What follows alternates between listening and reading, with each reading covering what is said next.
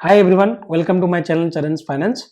So friends, today we are going to talk about Venus Pipes and Tubes Limited. So this company recently filed its DRHP with SEBI for its upcoming IPO.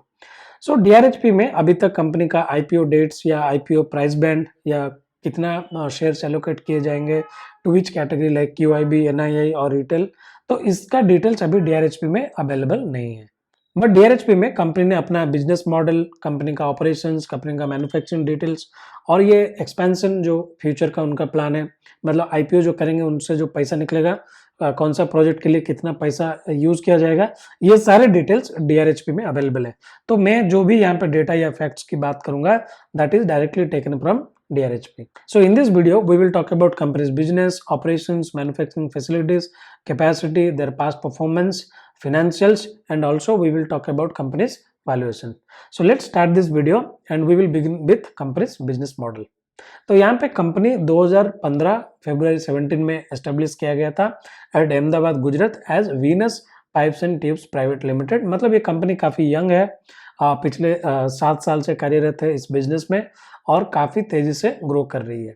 So basically ये company stainless steel pipes and tubes manufacture करती है। इनका customers India में भी है and also they export to 18 countries in the world like Brazil, UK, European countries, Israel and many other countries in the world. अगर product category की बात करें तो ऑन ए ब्रॉड बेसिस इस कंपनी का 2 प्रोडक्ट कैटेगरी है। Number 1 seamless pipes and tubes, number 2 welded pipes and tubes. Now what is the basic difference?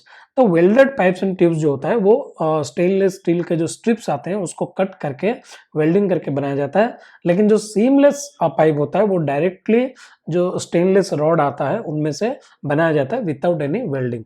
तो मैं यहाँ पे डिस्क्रिप्शन में 2 यूट्यूब वीडियोस का लिंक डालूंगा, वो वीडियोस को आप देखिए, वहाँ पे आपको समझ में आ जाएगा कि वेल्डेड पाइप्स क्या होता है और सीमलेस पाइप क्या होता है और वो कैसे बनाया जाता है फैक्ट्री में।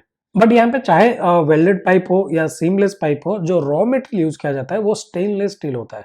देखिए जो स्टील होता है वो अलग अलग कैटेगरी के होते हैं depending on their alloy composition. जैसे माइल्ड स्टील होता है जो आयरन और कार्बन से बनाया जाता है, वो लो टेंसाइल स्ट्रेंथ का होता है और इट कैन इजीली रस्ट।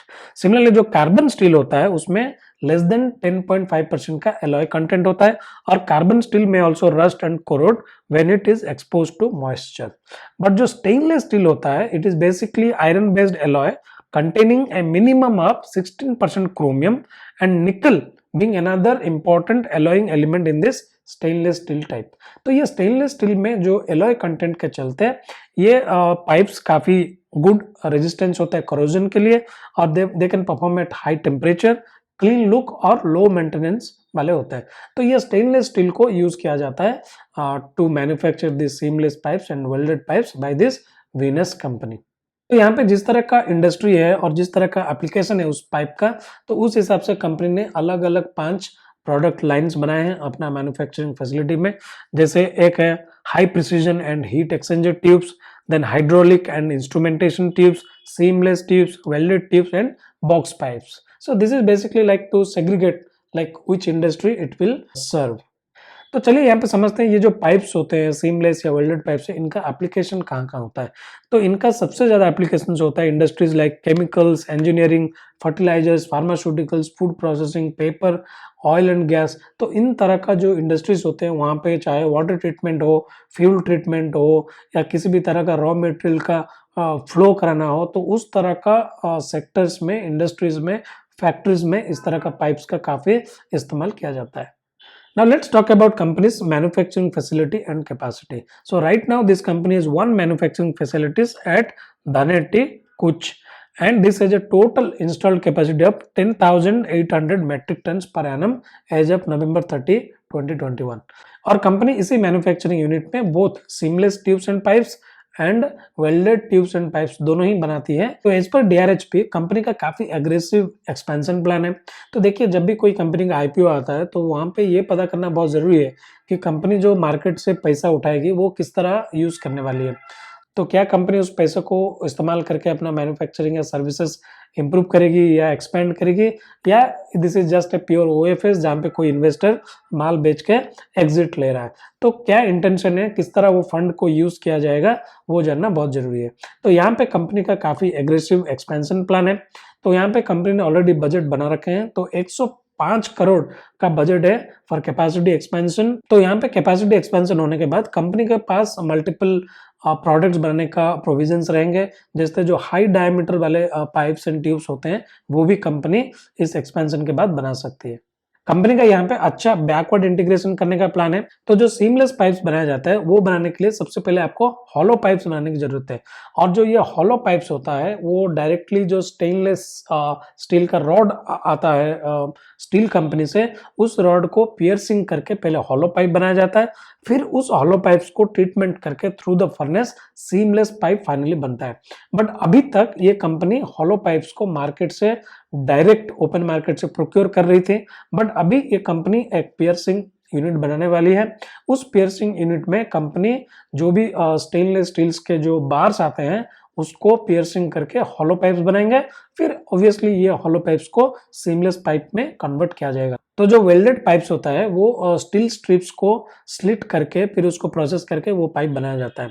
तो अभी तक ये कंपनी जो स्टील स्ट्रिप्स का स्लिटिंग करने वाला काम को आउटसोर्स कर रही थी, बट अभी ये company is planning to acquire slitting machine for the purpose of cutting steel strips, so that वो काम भी बैकवर्ड इंटीग्रेट हो जाए और इनका ऑपरेटिंग कॉस्ट इंप्रूव हो जाए और ऑपरेटिंग एफिशिएंसी भी बढ़ जाए। तो ये दोनों मतलब जो हॉलो पाइप्स बनाएंगे फॉर सीमलेस पाइप्स का बैकवर्ड इंटीग्रेशन के लिए, then they are procuring slitting machine for the purpose of cutting steel strips और कॉइल्स फॉर वेल्डेड पाइप्स। तो ये दोनों बैकवर्ड इंटीग्रेशन भी किया जाएगा from this expansion plan.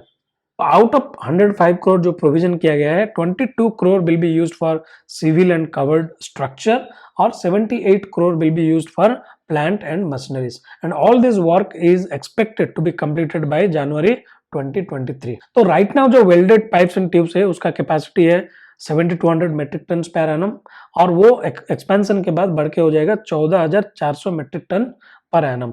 Seamless pipes और ट्यूब्स का कैपेसिटी है 3600 मेट्रिक टन पर एनम, और वो बढ़ के हो जाएगा 9600 मेट्रिक टन पर एनम। फिर मैंने जैसे बताया कि कंपनी पियर्सिंग यूनिट बनाने वाली है for manufacturing of hollow pipes, तो ये हॉलो पाइप्स का कैपेसिटी बन जाएगा 9600 metric ton per annum. And also the company is provisioning at 25 crore for working capital.